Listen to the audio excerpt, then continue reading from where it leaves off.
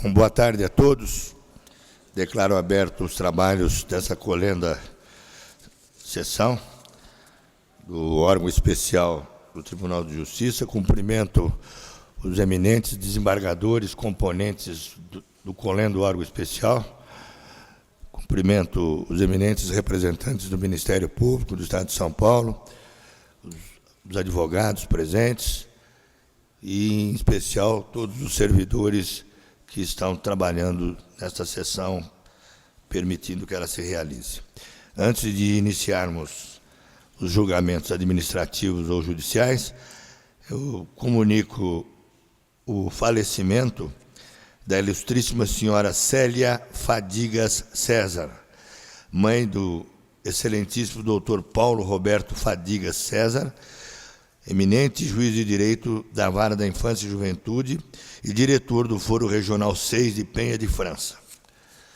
Comunico também, proponho que sejam encaminhados votos de pesar ao nosso colega e aos seus familiares, aprovado por votação unânime.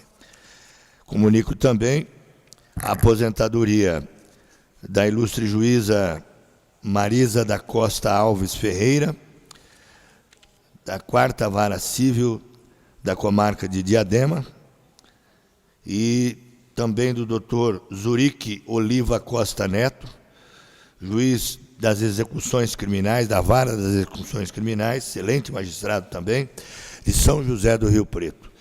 2 magistrados que exerceram a carreira e fazendo com que o nome da magistratura paulista estivesse sempre extremamente honrado e respeitado pela população. Conheço os dois, o doutor Zurique e a doutora Marisa, foi uma perda, mas foi conversei com ambos e desejamos, então, a eles felicidades na nova fase da vida profissional que se iniciará agora.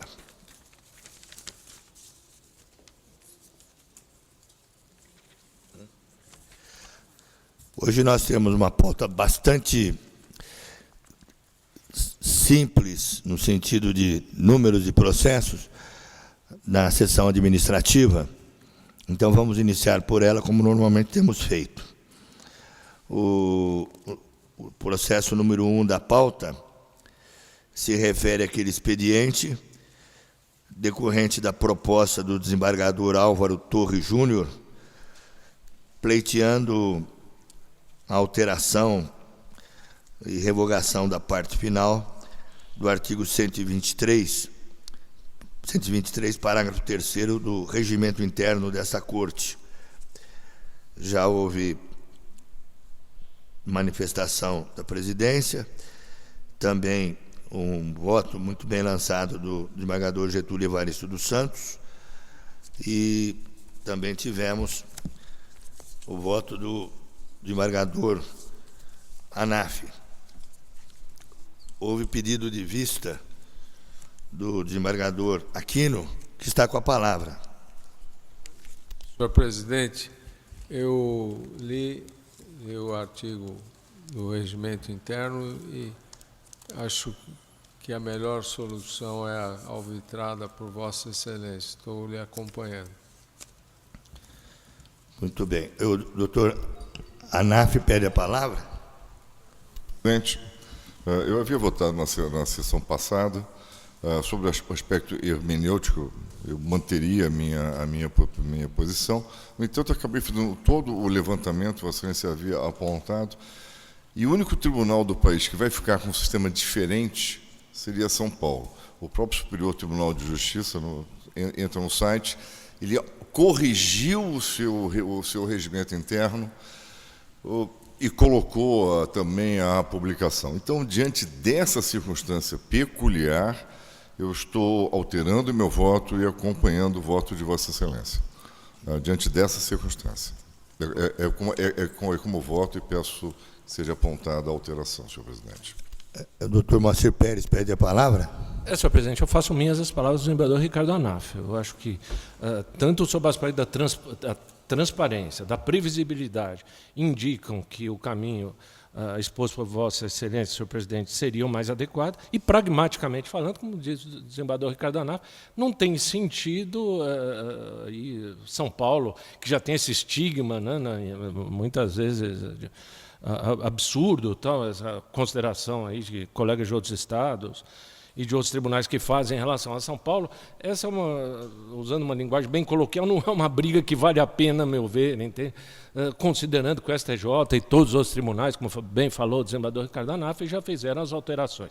Juridicamente, é plenamente defensável a posição do desembargador Evaristo dos Santos, assim como é de Vossa Excelência, mas eu acho que, assim, do ponto de vista prático, é melhor fazer essa adaptação mesmo. Acho que não tem muito sentido a gente ser diferente nesse caso.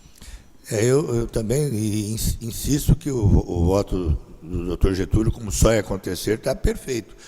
Mas o problema todo é essa harmonização, porque os próprios advogados vêm de outros estados para cá e seria só São Paulo com um regimento diferente exatamente nesse artigo. Então, acho que é mais prático mesmo nós nos adaptarmos, e nós já temos tantos embates, né, com o CNJ e com... que esse aí é uma coisa simples, que nós podemos depois nos acertar aqui entre nós, né? O que é sessão, como disse muito bem o doutor Anaf, sessão subsequente, né, doutora? Mas a gente interpreta na hora o que é subsequente, acolhe ou não acolhe. Eu acho que o órgão especial fica com essa flexibilidade. É só por isso mesmo que a proposta do doutor Álvaro Torres foi acolhida pela presidência. O doutor Arthur Marques. Vossa Excelência, na esteira dos precedentes votos do Ricardo Anaf e de Moacir Pérez. Pois não. Doutor Ferraz de Arruda. Presidente, eu fico ainda com o estigma. Eu acho que a questão da unanimidade, desde sempre, ela está correta. Portanto, não tenho receio que São Paulo fique sozinho, mesmo porque é uma questão que não vai repercutir em nada. Eu voto com o doutor Evaristo dos Santos. Correto. Então, vou colher os demais votos. Doutor Pinheiro Franco. Desembargador Evaristo dos Santos, com a devida haver. Doutor Antônio Carlos Malheiros. Com Vossa Excelência. Doutor Ferreira Rodrigues. Voto com o doutor Evaristo dos Santos. Doutor Márcio Bartoli. Com Vossa Excelência. Doutor Salete. Com o desembargador Evaristo. Doutor Cascone. Com Vossa Excelência. Doutor Carlos Bueno. Com Vossa Excelência. Doutor Salles Rossi. Com Vossa Excelência. Doutor Ricardo, anotado aqui, estamos retificando. Doutor Álvaro Passos. Também com Vossa Excelência. Muito obrigado. Doutor Beretta da Silveira. Senhor presidente, originariamente eu iria acompanhar o voto do eminente desembargador Evaristo dos Santos, mas essa situação de que São Paulo estaria marchando em sentido contrário aos demais tribunais, me parece que politicamente não é interessante. Então, por isso, eu acompanho Vossa Excelência. Então, muito obrigado. Doutor Antônio Celso Aguilar Cortes. No mesmo sentido. Doutor Alex Zilenovski. Também, presidente. Doutor Geraldo Wollers. Da mesma forma, presidente. Doutor Elcio Trujillo. Com a devida vênia, acompanho o voto do desembargador Evaristo. Doutora Cristina Zucchi. Com a devida vênia, acompanho Vossa Excelência. Obrigado. Doutor Jacó Valente. Também com Vossa Excelência. E doutor Ademir Benedito. Igualmente, com a devida vênia, o desembargador Getúlio Evaristo. Muito obrigado.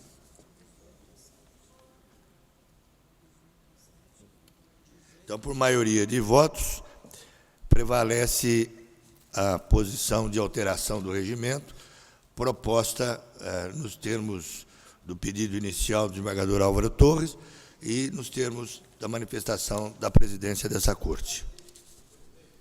Pois não.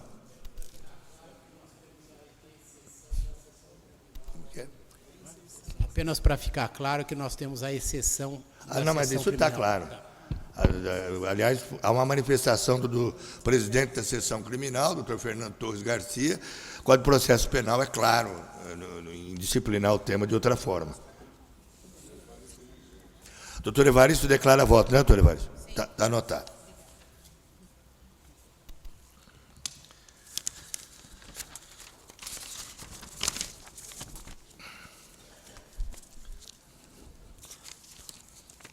é o 2 da pauta.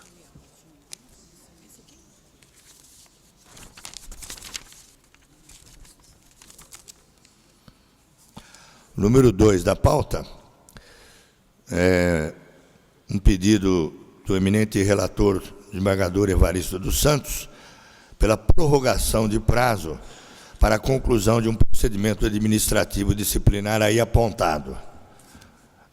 Estão todos de acordo, né? Sim, por votação unânime, prorrogação concedida. O número 3 da pauta é a indicação para provimento de um cargo de desembargador de carreira, decorrente da aposentadoria do eminente desembargador Antônio José Silveira Paulilo, indicada por antiguidade a doutora Cláudia Lúcia Fonseca Fanucchi, juíza de direito substituta em 2º grau, com manifestação favorável da Igreja Corregedoria e do Conselho Superior da Magistratura. Todos de acordo? Então, fica promovida para o provimento desse cargo, que derivou da aposentadoria do desembargador Antônio José Silveira Paulilo, a desembargadora Cláudia Lúcia Fonseca Fanucchi.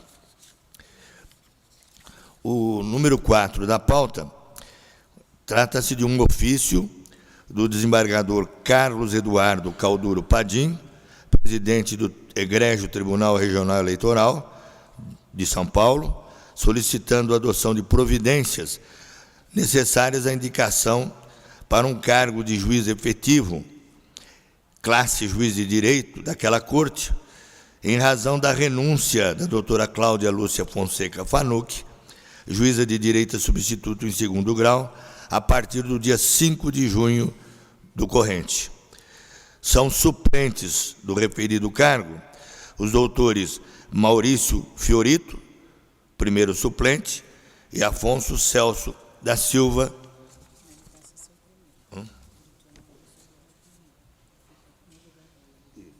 Então, o doutor Maurício Fiorito assume no lugar da doutora, na classe de juiz de direito, juiz efetivo daquela corte, no lugar, sucedendo, portanto, a doutora Cláudia Lúcia Fonseca Fanucchi.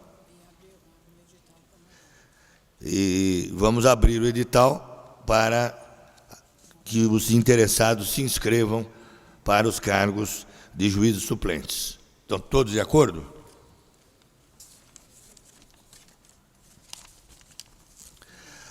Número 5 da pauta é uma mera retificação da resolução 817/2019, que tratou do expediente que já fora, inclusive, aprovado por escolhendo órgão especial, mas houve um equívoco na indicação de uma vara que será realocada para... onde é que está aqui? Seria a 4ª vara da família das sucessões, do Fórum Regional 16, que era a Capela do Socorro, pela 3ª vara da família das sucessões do referido foro. Trata-se de mera retificação já aprovada por esta Corte, só para comunicar e a aprovação da retificação por votação unânime. A segunda parte são os afastamentos dos magistrados, conforme lista já encaminhada a vossas excelências, com os deferimentos e os indeferimentos acusados e apontados. Todos de acordo? Não, doutor Renato. Senhor presidente, como encerrou a pauta administrativa, só queria um esclarecimento. Para mim será importante, porque no primeiro item da pauta, não quero rediscutir a questão, está aprovada, já ficou vencido o doutor Getúlio, mas se eu apresentar os embargos na sessão subsequente, eu recebo os embargos numa segunda-feira e coloco numa sexta-feira, e a sessão subsequente é na quarta, aí eu não preciso publicar, eu posso trazer e incluir em pauta independente de publicação, né? De acordo com o artigo 1024, parágrafo 1º. Seria o meu entendimento, gostaria de saber, uma pergunta que eu faço. Mas nós vamos ter está correta essa condições interpretação. de conversarmos, está correto, mas a gente pode conversar disso depois, o grupo todo, pois não. mas vamos acertar do melhor modo que o órgão especial entender para colocar isso em prática. Estou falando da sessão subsequente. Isso foi exatamente o que eu falei, que foi o ressaltado pelo doutor Anaf, né? Para a gente depois dar uma interpretação flexível que não prejudique os trabalhos da Corte e também não cause prejuízo para os advogados, notadamente de outros estados. Mas vamos acertar isso, mas ficamos uniformes com os regimentos das 27 cortes do país. Tá bom. Tá certo? E do STJ. Obrigado. Pois não. E com isso, encerramos a pauta administrativa desse colendo órgão especial.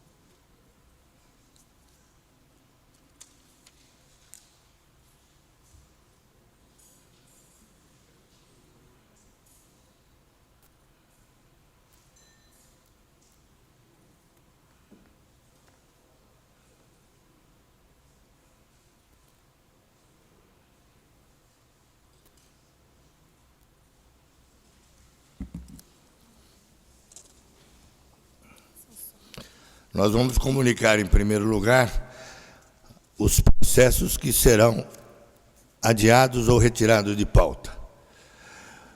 O primeiro caso é o processo número 9. É retirado de pauta a pedido do ilustre relator, desembargador Salles Rossi. Nós temos as sobras do desembargador Péricles Pisa, que são os processos de número 21 e 41. Permanece adiado, a pedido do desembargador Evaristo dos Santos, o processo número 47, que é uma direta de inconstitucionalidade, relatada pelo desembargador Alex Zilenovski. Só vou comunicar. O doutor Ferraz de Arruda tem um pedido aqui, que é o 54. Tem mais alguma acréscimo, desembargador? Então permanece adiado, a pedido do desembargador Ferraz de Arruda, o processo número 54, que é um incidente de arguição de inconstitucionalidade, relatado pelo desembargador Álvaro Passos. É isso? Mais algum, doutora? Não. E também permanece adiado, a pedido do desembargador Evaristo dos Santos, o número 55 da pauta, que é o mandado de segurança civil, relatado pelo eminente desembargador Renato Sartorelli. Ainda temos mais algumas comunicações, eu depois já dou a palavra para todos, só para... Pois não, doutor Anaf.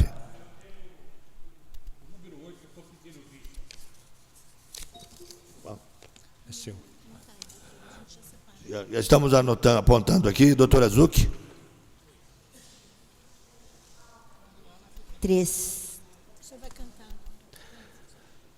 Esse aqui o senhor vai falar. Eu estou aqui com ele na mão. É o 33 da pauta, Isso. não é? Isso. É um processo de uma incidente também de arguição de constitucionalidade. Isso. A senhora é a relatora. Sim. E foi retirado de pauta a seu pedido. Está apontado aqui. Obrigada. Obrigado, doutora Cristina. Pois não. Doutor Salete, né? Senhor presidente, só para pedir a Vossa Excelência que permaneça adiado por mim o número 46 da relatoria desembargadora Malheiros. Tá certo. 46. Então tem o meu, aquele que eu tinha o voto do doutor Anaf, não é isso? São dois, né? Então, esse o doutor está pedindo para permanecer adiado e esse foi pedido para julgar em conta. O outro pode ficar como sobra, senhor presidente. Então são os dois. Outros. O 52 fica como sobra e o 46 adiado. É isso?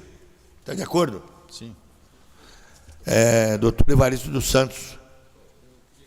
Essa é a minha lista de manutenção de adiamento, senhor presidente, o número 45 da pauta. Tá ruim o som, viu? Eu gostaria de pedir que... São esses que estão na minha mão? É porque eu estou aqui com... O terceiro. Não sei como é que Aqui eu tenho qual o número? Aqui eu tenho 25 e 45 para apontar ainda. Ah, o 45 é um pouco, perdão. Então, certo? Então, adiado por uma sessão para sustentação oral, número 25, quem relata é o eminente desembargador Moacir Pérez. E permanece adiado, a pedido do desembargador Evaristo dos Santos, o conflito de competência da comarca de Araçatuba, relatado pelo desembargador João Carlos Salete. Doutor Ricardo Anaf pede a palavra. Senhor presidente, só na linha para evitar que os senhores advogados aguardem, eu também estou pedindo, indicando vista no 8, que o doutor Ferraz Arruda também pediu, e aí precisava ficar como sobra o 50, porque a matéria é absolutamente similar. Aí também estou indicando vista no número 5, senhor presidente, se não for inconveniente. Eu agradeço. Oi? Então, o número 8, né, permanece adiado, é isso? Não, o 8 eu estou indicando vista juntamente com o desembargador Ferraz Arruda. E o 45? E o 50 fica como sobra para julgamento conjunto, porque a matéria é muito semelhante. Exatamente. Eu havia pedido, então eu não vou nem pedir vista. Vossa Excelência pede, eu vou aguardar a sua manifestação. Eu tinha anotado exatamente esses dois casos. Obrigado, senhor presidente. E o número 5 eu indico vista também. O 46 continua, né?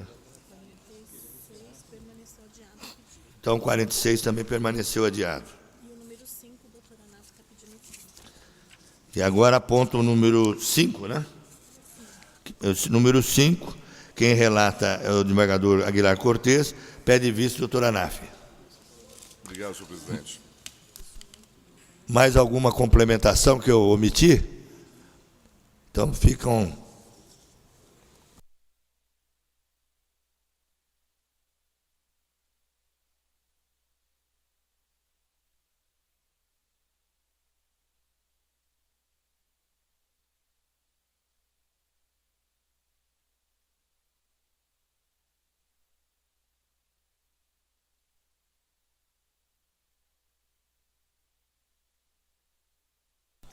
Vamos, então, por favor, aos blocos de julgamento. Classe ADIM. Números 6, 7, 10, 11, 12, 13, 14, 15, 16, 17, 18, 19, 23, 26, 27, 53. Embargos de declaração, 28, 30 e 31. Classe mandado de segurança, 34, 35, 36. Não, doutor Ferraz de Arruda. O número 12 está marcado aqui como sustentação oral. Ah, pois não. Obrigado. O senhor tem toda a razão. Muito obrigado. Número 12 será objeto da sustentação oral já pedida mesmo. Então está retirado do bloco de julgamento. Então, eu repito, 34, 35, 36, 38, 39 e 40. Conflito de competência, 2, 3 e 4. Classe reclamação, 42 e 43. Classes diversas, número 1, agravo. Número 32, arguição de inconstitucionalidade. Todos de acordo? Assim fica julgado.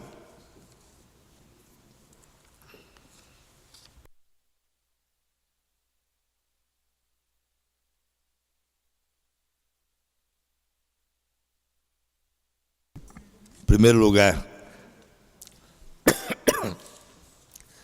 a preferência número 48 da pauta.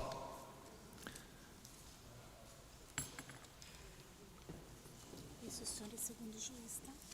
Esse senhor é segundo juiz. Tá? É uma direta de inconstitucionalidade. Vai ser votada hoje, doutora Aguilar Cortes? Posso colocar em votação? Então, essa número 48 da pauta é uma direta de inconstitucionalidade.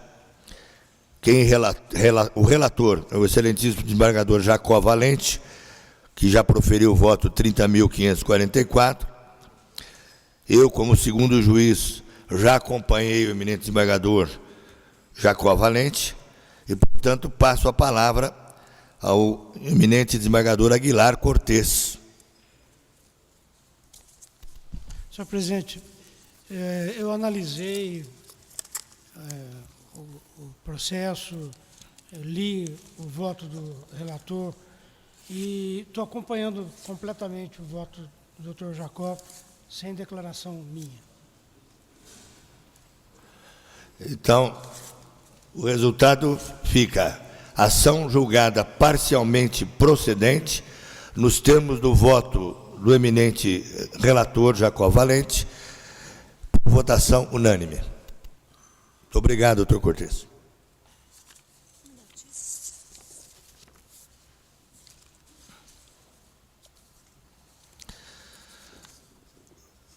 Próxima preferência é o número 22 da pauta.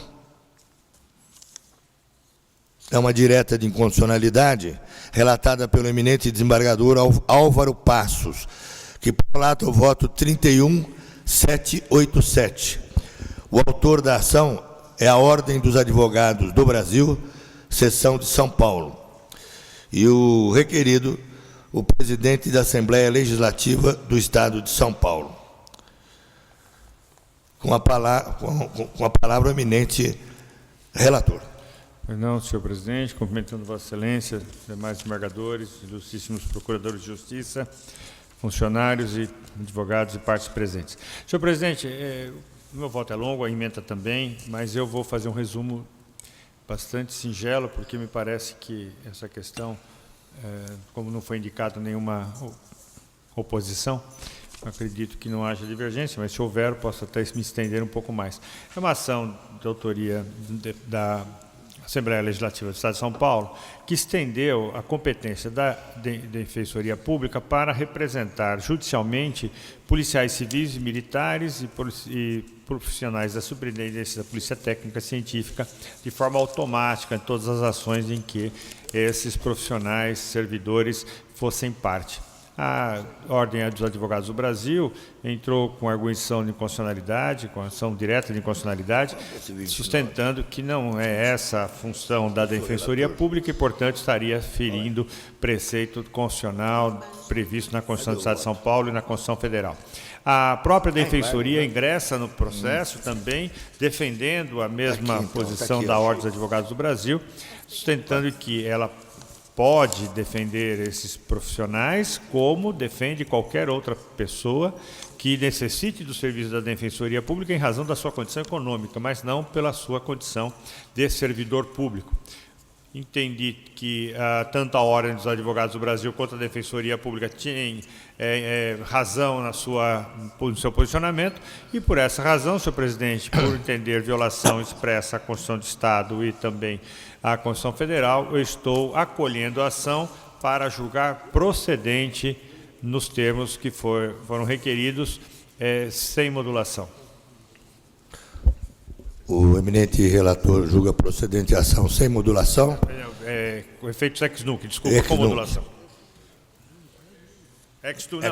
Eu me confundi aqui no final da emenda. Ex nunc com modulação. Ex nunc, né? Estão todos de acordo? Então, assim, doutor Pedro Franco? Eu vou declarar convergente, senhor presidente. Tá certo. Então, declara voto convergente o eminente corregedor-geral. A próxima preferência é o 29 da pauta. São embargos declaratórios de minha relatoria. Embargante Andrade Gutierrez Engenharia S.A., embargado Companhia do Metropolitano de São Paulo, metrô. São embargos declaratórios, omissão e obscuridade inexistentes, inadmissibilidade de infringência, embargos rejeitados. Todos de acordo? Por votação unânime, rejeitados os embargos.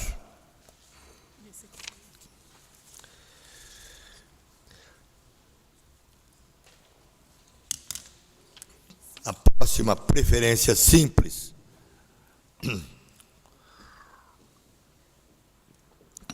novamente volta o desembargador Álvaro Passos, com a relatoria da representação criminal,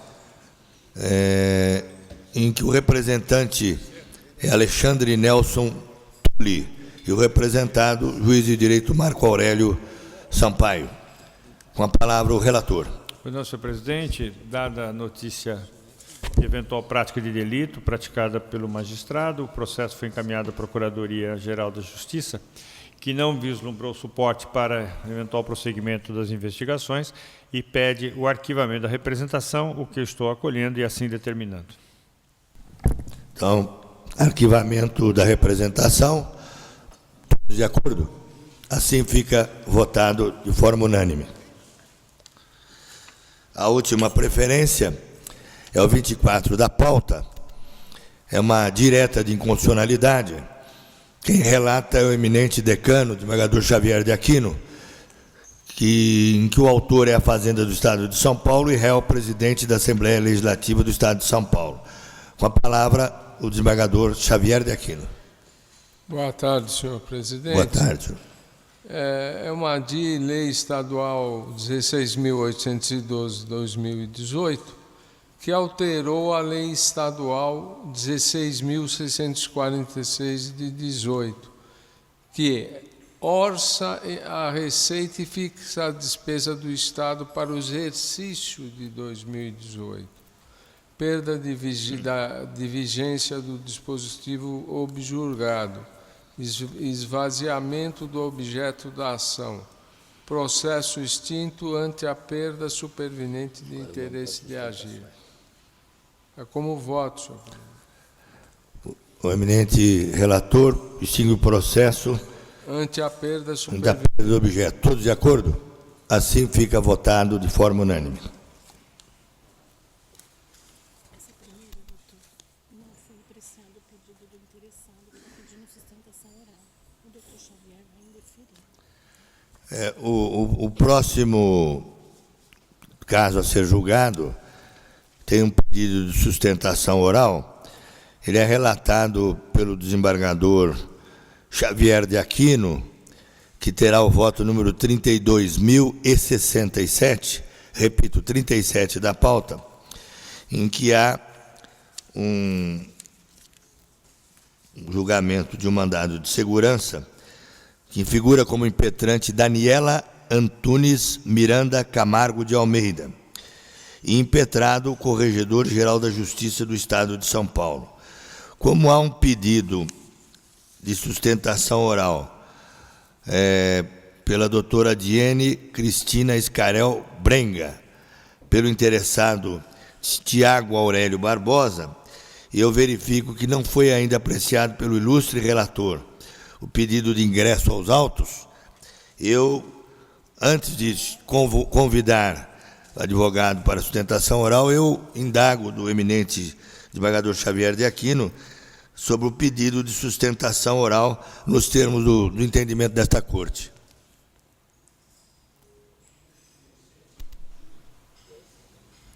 Eu indefiro. Vossa Excelência indefere. Então, foi indeferido o pedido de sustentação oral. Vamos, então, dar preferência. Vossa Excelência está com a palavra. Senhor presidente, eu enviei o voto a todos. É um mandado de segurança contra ato do Corregedor-Geral de Justiça. Pretendida designação como substituta delegada em razão de falecimento do titular do oficial de registros. Preterição. Alegação de ser a escrevente mais antiga da serventia. Impetrante e inscrevente designado que foram alçados a substitutos do oficial na mesma data. indicação que não atende somente à antiguidade, mas também a outros elementos, tais como interesse público, eficiência do serviço ou conveniência administrativa. Ausência, a meu aviso, de direito líquido e certo. Eu estou denegando a segurança, senhor presidente. Deu. Eu indago se estão todos de acordo. Então, por votação unânime, denegaram a segurança.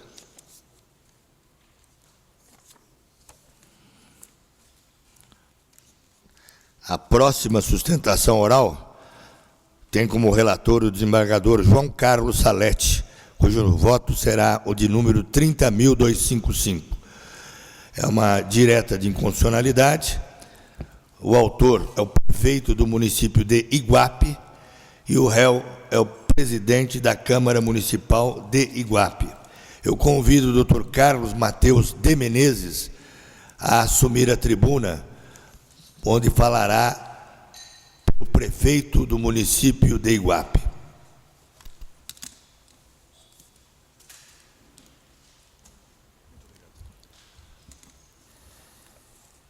Boa tarde, doutor Carlos Mateus. Dispensado o relatório, Vossa Excelência está com a palavra. Muito obrigado. Excelentíssimo senhor presidente, senhores desembargadores, excelentíssimos senhores representantes do Ministério Público, da Procuradoria, serventuários da Justiça, nobres advogados aqui presentes e acadêmicos de Direito. Cumprimento todos. Enfim, excelências, verso o presente caso sobre a ação de inconstitucionalidade proposta pelo município de Iguape. E eu venho aqui defender 2 pontos com vossas excelências. O primeiro ponto, com a devida vênia, é a manifestação do Ministério Público, onde o Ministério Público ele pede a inconstitucionalidade total da lei. E não só a parcial como nós solicitamos. E eu sustento o porquê da inconstitucionalidade parcial. Nós solicitamos que fosse declarado inconstitucional o aumento do subsídio do vice-prefeito e não o do prefeito. O Ministério Público ele sustenta inconstitucional, haja visto que ele solicita que seja respeitado o princípio da anterioridade de uma legislação para outra. Esse princípio da anterioridade ele é contemplado na Carta Magna, porém somente para os vereadores. Isso está estampado na Constituição Federal para os vereadores. A exigência constitucional ela versa no caso do subsídio do prefeito, que o projeto seja encaminhado, que a autoria do projeto seja da Casa Legislativa e não do Executivo, o qual foi feito. O projeto de aumento do subsídio ele é de origem da Casa Legislativa, conforme determina a Constituição Federal. Nesse projeto de lei, não existe pedido de aumento de subsídio para vereador. Este somente é feito obedecendo à Constituição Federal de uma legislatura para a outra. Esse é o primeiro ponto que eu gostaria de pontuar com vossas excelências. É um projeto de origem do Poder Legislativo, do qual ele solicita o aumento do subsídio do prefeito. Para o caso em tela, o porquê que isso é importante para o município, o porquê que o aumento do subsídio do prefeito é importante para o município. Na prática, nós temos como teto de remuneração, qual seja o valor do subsídio do prefeito, é o nosso teto de remuneração. A dificuldade de você conseguir profissionais, principalmente profissionais da área da saúde, da área médica, é ruim, é impossível. Nós estamos numa cidade que fica a 250 quilômetros desta capital e com o subsídio anterior, o salário do prefeito, o teto máximo era de R$ 10.031. Então, por esse preço, fica praticamente impossível você conseguir profissionais da área da saúde para trabalhar, principalmente médicos especialistas. Nós não conseguimos fazer isso. Haja visto que a média salarial de um médico, sem especialização, hoje é na faixa aí de 14, 15, 16 mil reais. Então, nós não conseguimos. Esse é o motivo pelo qual foi solicitado o aumento do subsídio do prefeito, para que você possa com isso, elevar os salários dos médicos e assim você conseguir atrair essa classe para trabalhar no município. A nossa dificuldade é essa. Por isso que, no meio do mandato, é que foi solicitado o aumento do subsídio do prefeito. Essa é a prática. É isso que nós estamos enfrentando no município. E isso não é só no município de Iguape, é nos municípios mais longínquos daqui do estado de São Paulo. Porque a alegação que os médicos nos dão é de que, se eu posso ganhar essa mesma quantia perto da minha casa, não tem por que eu me deslocar 200 quilômetros, 250 quilômetros para ir trabalhar lá. Então, nós temos uma dificuldade real em se aumentar, em se contratar o médico. Por isso que o nosso pleito foi de aumentar o subsídio do prefeito para que então você possa ter um teto maior, respeitando a Carta Magna de 1988, onde fala o quê? Que o projeto de lei tem que ter origem no legislativo e não no executivo. Por isso eu venho aqui defender o não acolhimento do parecer do Ministério Público. Esse é um ponto. O outro ponto, que foi objeto da ação, que é a inconstitucionalidade do aumento do subsídio do vice-prefeito. Os senhores devem estar se perguntando, mas o porquê que aumenta o de um e não o do outro? Por que isso aí? Na verdade, o projeto de lei teve origem na Casa de Leis. Só que, para você apreciar isso, tem que ter o estudo do impacto financeiro. E o projeto original, se vocês forem analisarem nos autos, ele colocava como subsídio do vice-prefeito a quantia de R$5.000. E esse valor era um valor que você equilibrava com o salário, com o subsídio dos vereadores. Porém, na hora de se votar isso, foi feito na Câmara uma mudança no projeto e aumentou o subsídio dos vice-prefeitos para 7.000, não me lembro o valor agora, 7.000 um pouquinho. Só que isso foi feito, essa alteração, sem estudo do impacto financeiro. Não houve esse estudo. Por isso que nós pleiteamos a inconstitucionalidade desta parte do artigo 1º, no que trata do subsídio do vice-prefeito, uma vez que não houve estudo do impacto financeiro sobre essa parte. Então, são dois pontos que eu vim defender com Vossas Excelências. O primeiro, a legalidade do aumento, que é previsto na Carta Magna, onde o princípio da anterioridade ela vigora para os vereadores e não para o chefe do Poder Executivo. A única exigência que a Carta Magna faz, qual é? Que esse projeto tenha origem na Casa de Leis, e isso teve. E o segundo ponto é o aumento do subsídio do vice-prefeito, que esse sim não obedeceu o trâmite legal, uma vez que no projeto original, conforme os documentos acostados, o salário dele, o subsídio dele era de R$5.000 e foi apresentado pelos vereadores da Câmara, sem o estudo financeiro, um subsídio de R$7.000. Por isso que nós estamos pedindo a inconstitucionalidade parcial do artigo 1º da Lei Municipal no tocante ao subsídio do vice-prefeito. Muito obrigado, Excelência, pela atenção.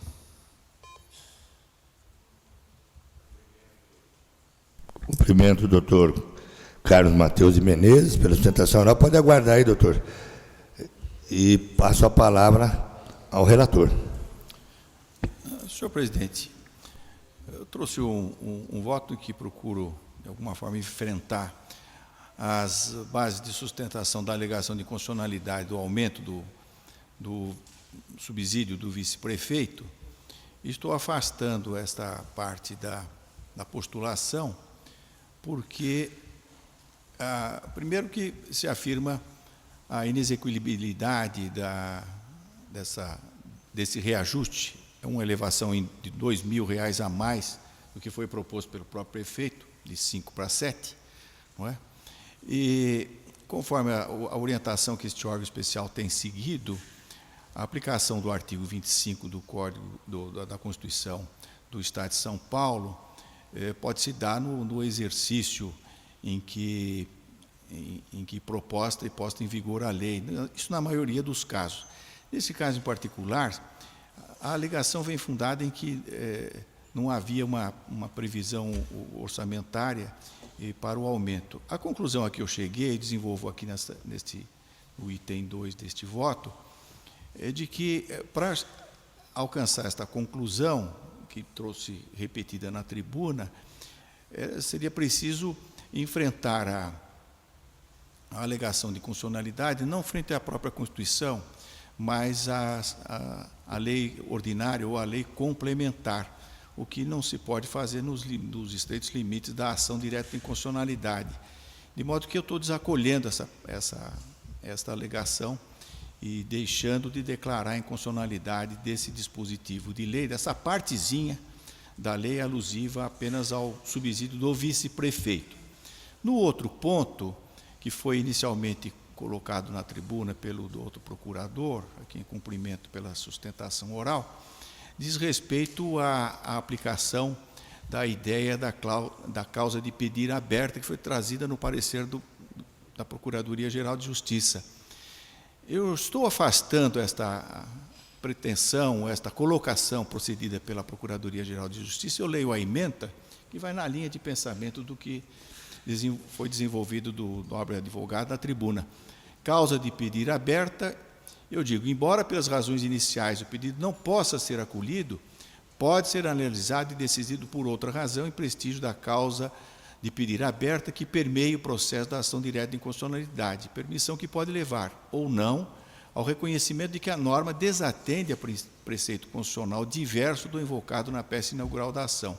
Ponderação nesse sentido pela Procuradoria-Geral de Justiça. Entendimento no sentido de que inconstitucional a fixação ou revisão do subsídio, porque não obedecida à regra constitucional da anterioridade da legislatura.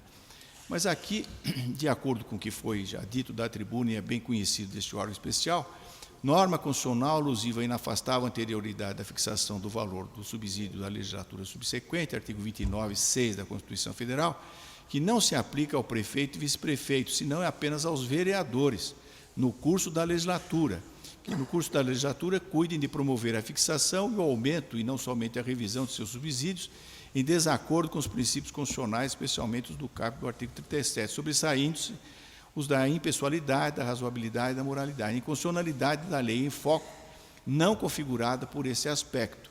Então, não se pode, ao meu ver, proceder a esta ampliação da causa de pedido neste caso. E, em conclusão, senhor presidente, o meu voto julga improcedente a ação.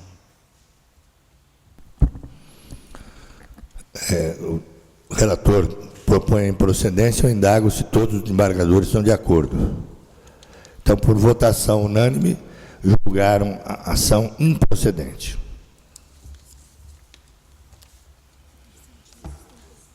Muito obrigado, doutor. Vamos à última sustentação oral. É o número 12 da pauta.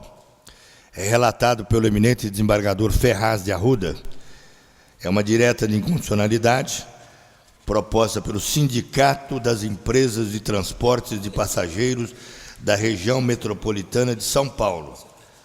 E o réu é o presidente da Câmara Municipal de Ferraz de Vasconcelos. Eu convido o Dr. Luiz Antônio Alves de Souza para assumir a tribuna, onde falará pelo autor. E dispensado o relatório, eu passo a palavra ao Dr. Luiz Antônio. Nobre presidente, nobre relator Ferraz de Arruda, quero saudar os demais membros na pessoa do nosso decano. E trata-se de um caso bastante conhecido desse órgão. Eu mesmo estive aqui há menos de 2 meses atrás defendendo a mesmíssima tese. Insisti apenas na sustentação oral por 2 peculiaridades desse caso.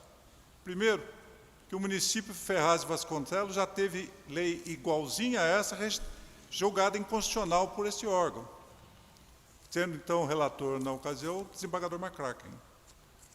Como o Supremo entende que o Legislativo não está vinculado a seguir, em razão até mesmo da possibilidade de mudança da Constituição, repetiram o feito e a Constituição não mudou, nem a paulista, nem a federal nesse particular. Então a lei segue sendo inconstitucional na sua nova versão. Em segundo lugar, a segunda peculiaridade desse caso é que não apenas todos os pareceres da Procuradoria de Justiça, da Procuradoria do Estado, foram favoráveis à tese do autor. A própria Câmara Municipal limitou-se a juntar cópia do processo administrativo onde o seu órgão técnico diz que a lei é inconstitucional.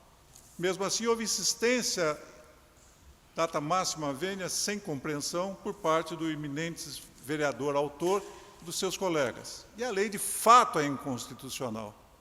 Há vício de iniciativa, trata-se de serviço público, matéria ligada a serviço público, só tem iniciativa o prefeito, e a lei é de iniciativa de vereador. A lei ofende a repartição de competências prevista na lei da Constituição Federal e Estadual, porque essa é uma matéria de competência exclusiva da União, que é legislar sobre direito do trabalho e exercício de função. A lei ofende, igualmente, os preceitos constitucionais a respeito da iniciativa, que regem a iniciativa privada, as relações trabalhistas, tributárias e civis, que se regem pela legislação particular, privada nesse particular, não podendo haver interferência do poder público. E ofende o princípio apontado pelo eminente professor Carlos Ari Sandfeld, de que, nesses casos, deve reger o princípio da regulação mínima. Por essas razões, senhor presidente e senhor relator, peço a essa Câmara que mantenha a sua posição e declare essa lei de Ferraz e Vasconcelos, infelizmente, mais uma vez, inconstitucional. Muito obrigado. Eu cumprimento o eminente Dr. Luiz Antônio Alves de Souza pela sustentação oral, como sempre precisa, e passo a palavra ao desembargador Ferraz de Arruda. Senhor presidente, caros colegas, receba o doutor advogado as minhas homenagens. O voto já foi distribuído a todos e me parece uma questão um pouco mais, não muito complicada. Então eu vou ler só a emenda, ação direta de inconstitucionalidade, lei número 3.366, de 4 de fevereiro de 2019, do município de Ferraz de Vasconcelos, tem iniciativa parlamentar que dispôs sobre a obrigatoriedade de que o transporte público coletivo de passageiros no âmbito do município possua cobrador de passagens em todos os veículos. Invasão de esfera de competência do chefe do Poder Executivo e ofensa ao princípio da separação dos poderes, e eu enumero aqui a afronta qual os artigos, todos da Constituição Estadual, precedentes do órgão especial, procedência da ação, é assim como eu voto, senhor presidente. Todos estão de acordo? Então, assim fica julgado, procedência por votação unânime, cumprimentando mais uma vez o Dr. Luiz Antônio Alves de Souza pela presença nesse julgamento.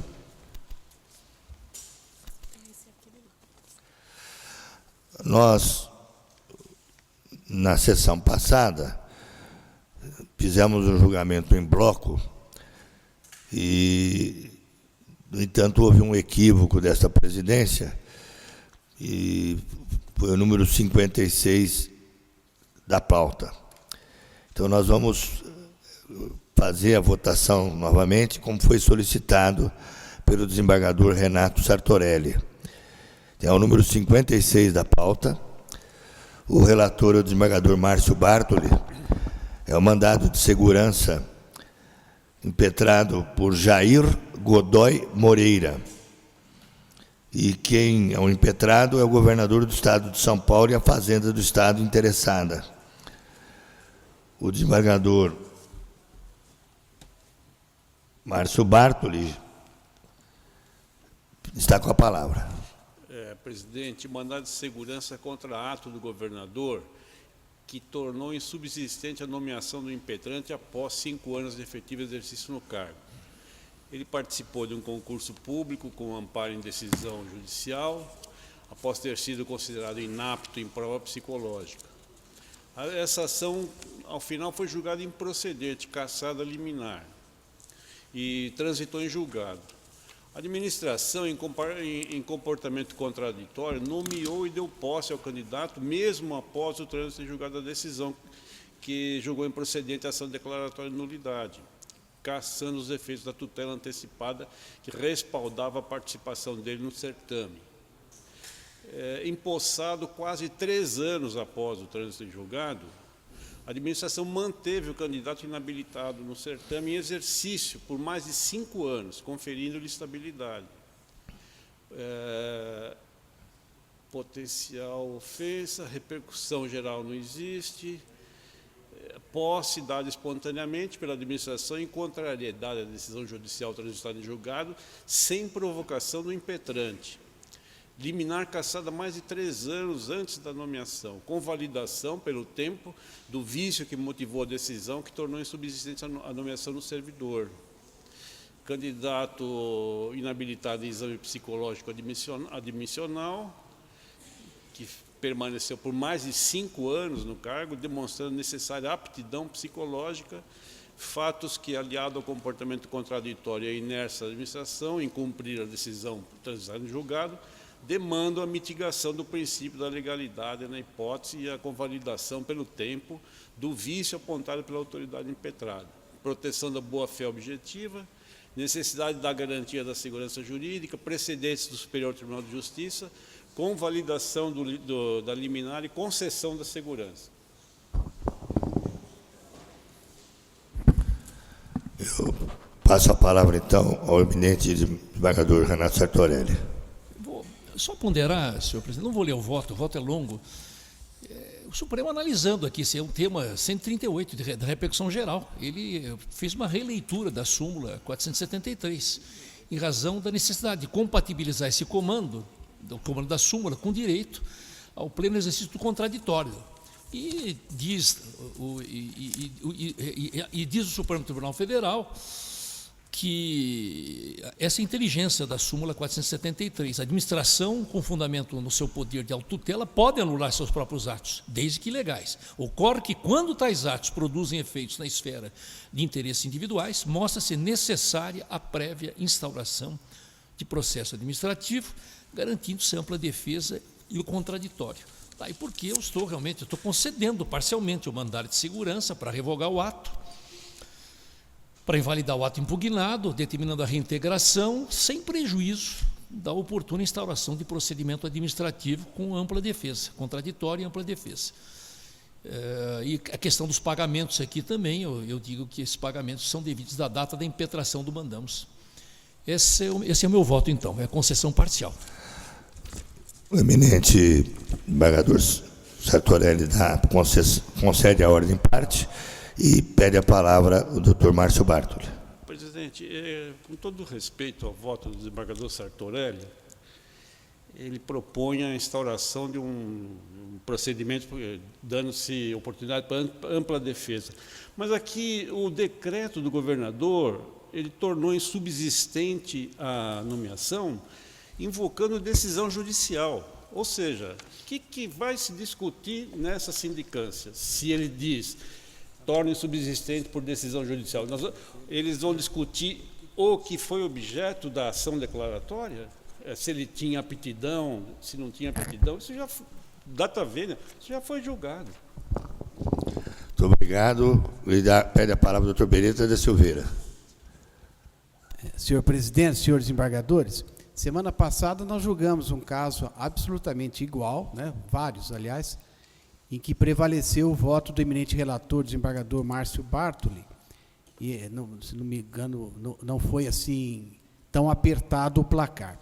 E aqui, no caso específico, é que o relator sustenta, e eu concordo com ele, de que não se aplica esse tema 476 da repercussão geral do Supremo, porque nesse tema o Supremo diz que não convalida a nomeação quando foi baseada de forma precária em decisão judicial, seja liminar ou algum outro tipo de decisão precária, mas sempre decisão judicial. E aqui no caso não.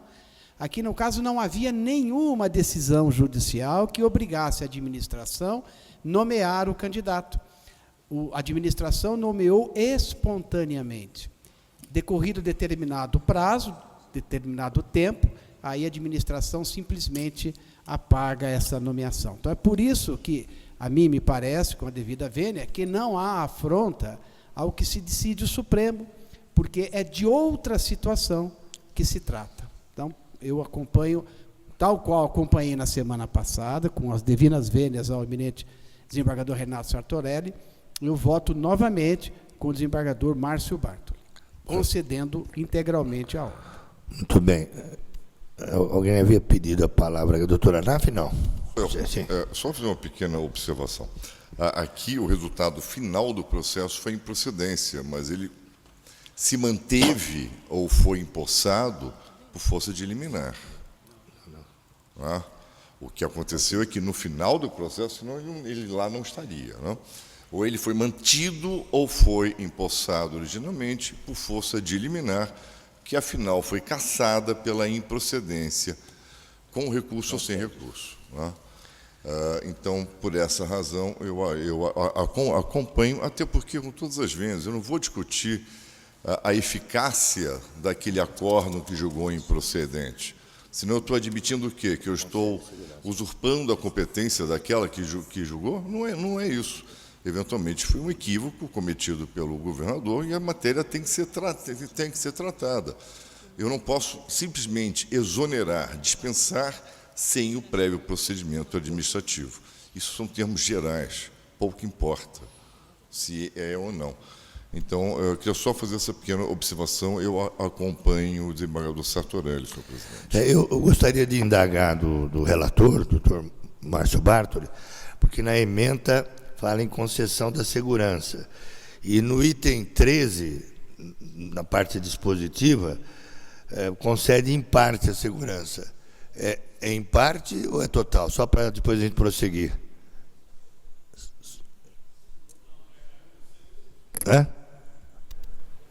Concede. A minha dúvida é só essa, porque eu estou com o voto aqui na tela. Aí eu já dou a palavra, doutor Ferraz, só para a gente esclarecer esse detalhe. Concede total, né? Assim, então tá bom. Eu passo a palavra agora. Muito obrigado, doutor Márcio Bartoli. Concedo a palavra ao doutor Ferraz de Arruda.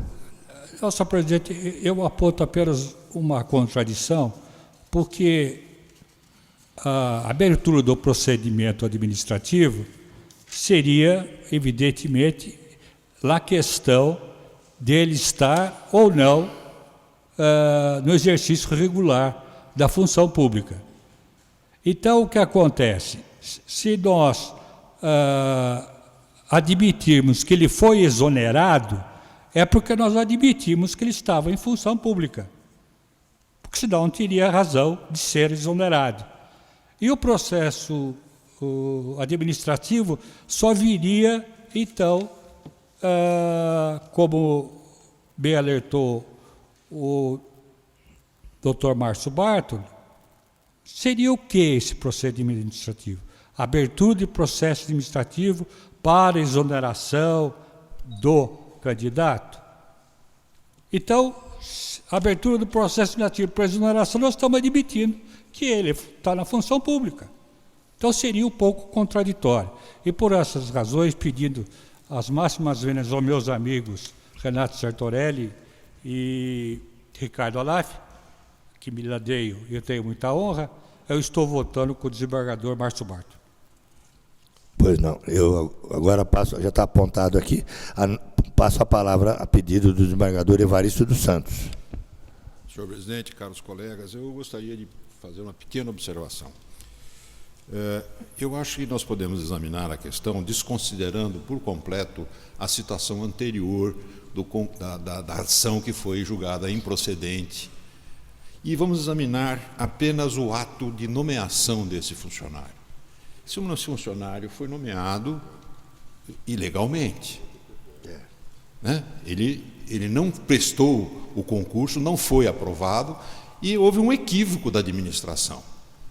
E eu acho que a administração, inclusive por dever constitucional, só pode se comportar segundo a lei.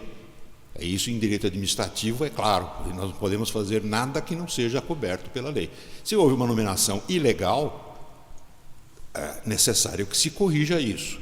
A forma pela qual foi corrigida a data máxima vênia, houve um pequeno equívoco. Esqueceram do direito de defesa, porque, no mínimo, o funcionário tem que ser ouvido assim se manifestar, e é por isso que deve ser instalado o processo administrativo disciplinar para lhe ensejar o direito de, por qualquer motivo, por alguma razão, justificar o ato de estar exercendo, de fato, uma situação que não tem respaldo jurídico. Razão pela qual, com toda a vênia, ao relator e os que o acompanham, eu estou acompanhando a divergência, senhor presidente. Apontado aqui, desembargador Evaristo. Eu passo a palavra agora ao desembargador Beretta. Senhor presidente, senhores desembargadores, apenas para esclarecimento, e penso que o eminente relator poderá dizer muito mais e melhor.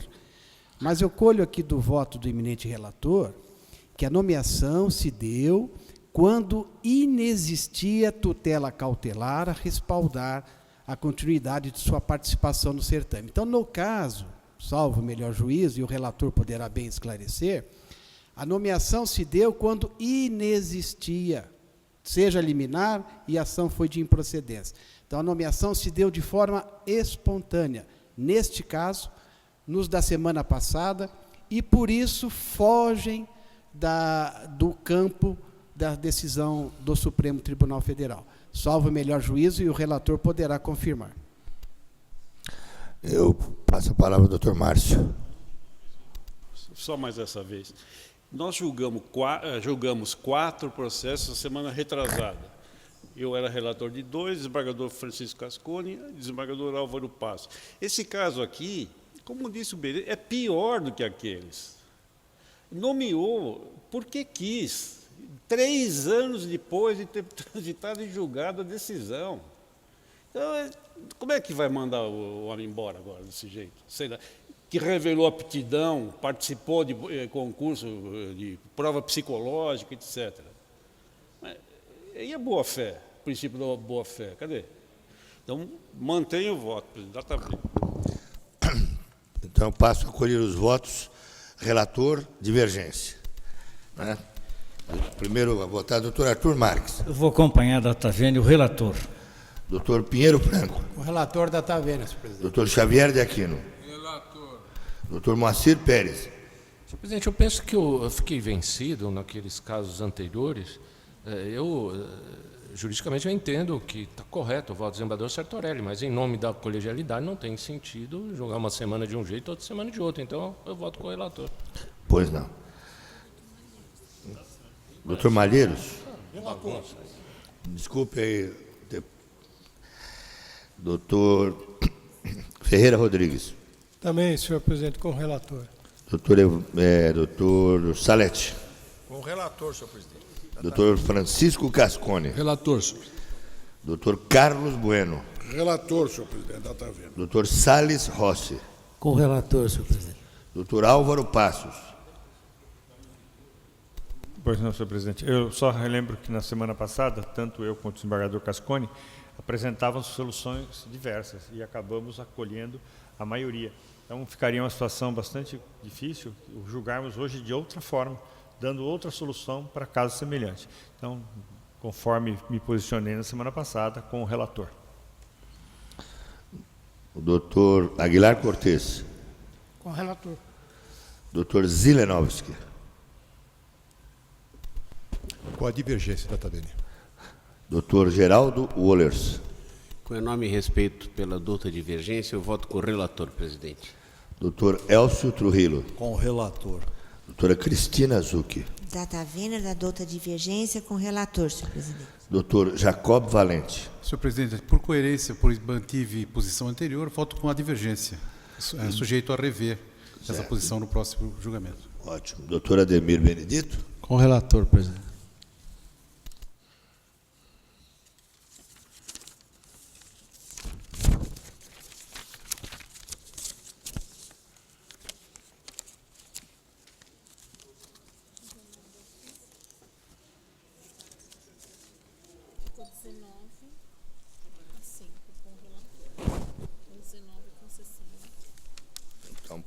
Por 19 votos a 5, prevalece o voto do eminente relator, declara voto do desembargador Sartorelli, é isso? Voto e obedecer a colegialidade. O princípio da colegialidade agora, em casos futuros, em mandato de segurança dessa natureza. Nos próximos. Respeitar, né? Agora o princípio, a maioria. O colégio. Até, evidentemente, vamos dizer, o pronunciamento do Supremo Tribunal Federal. sobre essa questão, possivelmente, em grau de recurso extraordinário, né? Pois não.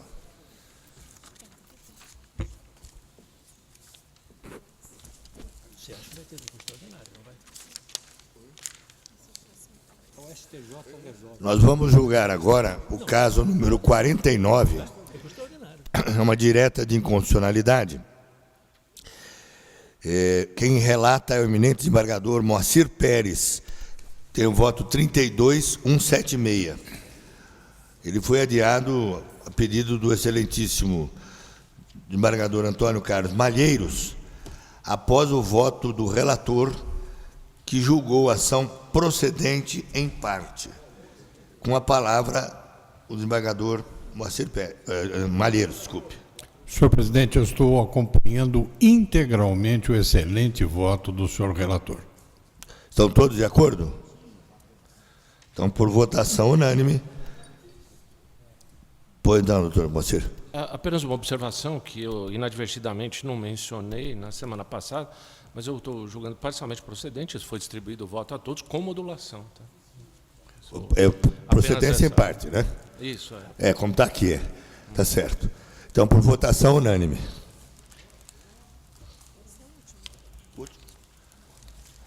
E temos o último caso a ser julgado hoje, uma presteza, uma rapidez, né? É o número 51 da pauta, uma direta de inconstitucionalidade. O relator é o desembargador Geraldo Wohlers, que tem o voto 32911. O autor, Sindicato dos Frentistas de Franca, do desembargador Trujillo e região. E o réu é o presidente da Câmara Municipal da Franca do Imperador também. Com a palavra, doutor Geraldo Wohlers. Muito obrigado, insigne presidente, nobres pares. O voto é relativamente longo, presidente. É uma ação direta de inconstitucionalidade, aforada pelo Sindicato dos Frentistas de Franca e região. Eu, de início, vou me circunscrever à leitura da emenda. Lei Complementar número 298, de 9 de abril de 18, do município de Franca, de iniciativa parlamentar que disciplina a matéria urbanístico-ambiental. Cerceamento à participação popular e comunitária durante o processo legiferante respectivo. Ofensa aos artigos 180, inciso 2º, e 191, ambos da Constituição do Estado de São Paulo. Inconstitucionalidade formal configurada. Inconstitucionalidade material também caracterizada, porquanto a inovação promovida pelo diploma normativo impugnado incrementou os riscos ao meio ambiente, bem assim à vida, à saúde e à segurança da população local. Infringência ao princípio de proibição do retrocesso ambiental. Violação aos artigos 192 e 193 da Constituição Paulista. Ação procedente é como voto, presidente. Indago, doutor Elcio Trujillo. Peço vista. Após o voto do relator. Só justifico que durante a semana tivemos um bom combate, eu com o ilustre relator, aprendi muito, mas algumas lições ainda preciso estudar mais um pouco. Obrigado.